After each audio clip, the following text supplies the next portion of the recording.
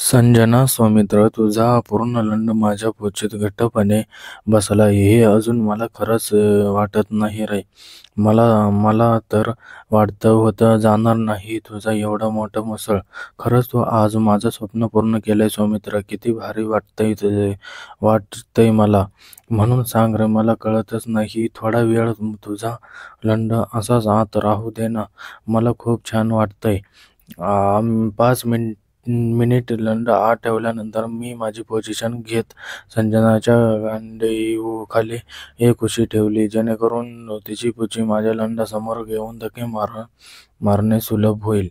आणि मी सुरुवातीला हळूहळू धक्के मारून लंड आत बाहेर करू लागलो होतो. अजूनही संजनाची पुची टाईटच होती, त्यामुळे आत बाहेर काढताना खूप घर्षण होत होते.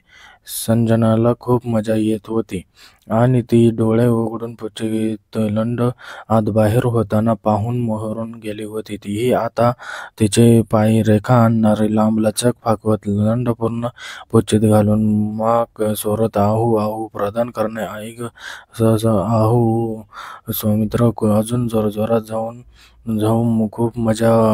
मला हा दणका स्थळ असाच होतो. तिच्या मादक आवाजाने मला अधिकच जोर चढला येत होता. तसा मी कचकन पूर्ण लंड बाहेर काढून तिची कोवळी पुची झावून टाकली होती आणि ती म्हणते काढत होतो आणि संजनाची पुची एकसारखी पाणावत होती.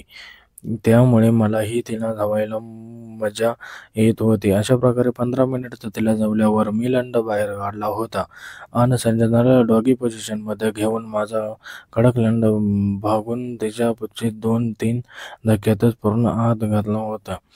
तिचे लोंबणारे स्तन दोन्ही हातात धरून गपागप दणके मारून तिला जाऊन लागलो होतो. तशी ती मजा घेत गांड मागे पुढे करत माझा पुचीत घालून घेत होती आणि एकसारखी पाणावत होती.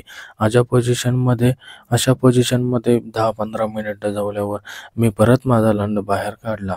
परत संजनाला उतानी झोपून तिच्या पुचीत एक धक्क्यातच माझा पूर्ण लंड वसाळत आत घातला. तशी ती जोरजोराने आई ग ओ ई करत किंचाळलीपणे मी आता न थांबता मला साथ देत होती. अशा प्रकारे 10-15 मिनिटं जवल्यानंतर आम्ही दोघंही स्वर्गात पोहोचलो होतो. आम्ही दोघेही मनसोक्तपणे आनंद घेत होतो. अशा या चांदण्या रात्रीत चंद्रप्रकाशात एकमेकांना उपभोगत होतो. अविस्मरणीय क्षण होता तो. ना कोणी जवळ बघायला, ना कोणी ऐकायला. आम्ही दोघेही बेधुंद होत कामगरडा करत होतो आणि शेवटी आम्ही दोघेही आनंदाच्या सर्वोच्च शिखरावर पोहोचलो होतो आणि आमच्या दोघांच्याही एका वेळी वीर्यस्खलन झाले होते. तसे आम्ही दोघांनाही एकमेकांना बहुपाशात घट्ट पकडून घेतलं. संजनाच्या तिच्या पायाची मिठी पायावर मारत माझा लंड आम्हा दोघांनाही एकमेकांना बहुपाशात घट्ट पकडून घेतलं. संजनाच्या तिच्या पायाची मिठी माझ्या गांडीवर मारत माझा लंड तिच्या पुचीवर दाबून धरला होता. मी माझं डोकं संजनाच्या गांड्यावर ठेवून डोळे झाकून पडलो होतो. आम्ही दोघेही खूप थकलो होतो. संजना पण माझ्या गालात गाल चिटकून शांतपणे पडून राहिली होती. एकमेकांना गरम श्वास एकमेकांना जाणवत होता. आम्ही असेच झोपून गेलो होतो. मला जाग आली तेव्हा रात्रीचे 12 वाजले होते. थंड हवा अंगाला लागत होती आणि झोंबत होती. माझ्या हालचालीमुळे संजना ही जागेली झाली होती. ती मला म्हटली, काय झालं रे सौमित्र? मी म्हटलं, अगं काही नाही ग संजना. मला जाग आली तर मोबाईलमध्ये पाहिलं तर 12 वाजले. तर आपण खाली बेडरूममध्ये जाऊन आता. संजना, नको रे सौमित्र, मला इथेच भारी वाटतंय रे. ते रेचो असाच तुझा लंड पुचीत घालून झोप माझ्यावर. ते मला खूप मजा वाटते रे. खाली नको, इथंच गरम गरम झालंय आता मला. मग मी तसंच एका अंगावर झालो, पण माझा लंड तिच्या पुचीतून बाहेर निघाला होता. तसंच संजनाने मला तिच्या बहुभाषण घेत मला पूर्णपणे चिकटले. तसे तिचे स्तन माझ्या छातीवर रगडले जाऊ लागले होते आणि लंड तिच्या ओल्या पुचीवर घासू लागला होता. एकमेकांना उभं मिळत होती. असे दोघेही परत गरम होत होतो. तिने माझ्या तोंडात तिचे तोंड घालून रसपान करू लागली होती आणि 5 मिनिटातच माझा लंड पुचीच्या स्पर्शाने कडक झाला होता. होता आणि ती पण गरम झाली होती आणि परत आमचं विचार झाला आता परत करायचं. तिच्या गरम स्पर्शाने संजना चांगलीच गरम झाली होती आणि माझं चुंबन घेत म्हणाली, तुझा लंड तर परत आड झाला रे सौमित्र. माझी पण इच्छा आहे झाली रे त्याला परत घ्यायची. मग मी तिला म्हटलं, हो ग संजना, मलाही तेच हवंय. मग मी परत तिला माझ्या खाली घेतलं. तसं संजनाने तिचे पाय पाकवले आणि मी तिच्या पुचीवर माझ्या लंडाखाली गुलाबी दाण्यावर घासत एक धक्क्यातच माझा लंड पोचत घातला. तशी ती मादक आवाजात किंचाळली. मग मी कचाकच धक्के मारत धावायला लागलो होतो. आता तिची पुची माझ्या लंड स्पर्शाने पाणी सोडू लागली होती. अशा प्रकारे वेगवेगळ्या पोझिशनमध्ये संजनाला एक तास जाऊन तिच्या पुचीत माझा वीर्य सोडलं होतं. ती सुद्धा आता खूप थकली होती. आम्ही दोघेही एकमेकांच्या बहुपाशांत तसेच झोपून राहिलो होतो आणि ती पण मजा घेत होती. गरम झाली होती. ते रात्री 12-2 वाजता थंडीमुळे संजना जागी झाली होती आणि चुबुळबुळ करू लागली होती. त्यामुळे मी पण जागा झालो होतो. मी तिला म्हटलं, काय ग संजना, काय झालं? तर ती म्हटली, खूप थंडी वाजते रे सौमित्र, चला आपण खाली जाऊन बेडरूममध्ये झोपूया.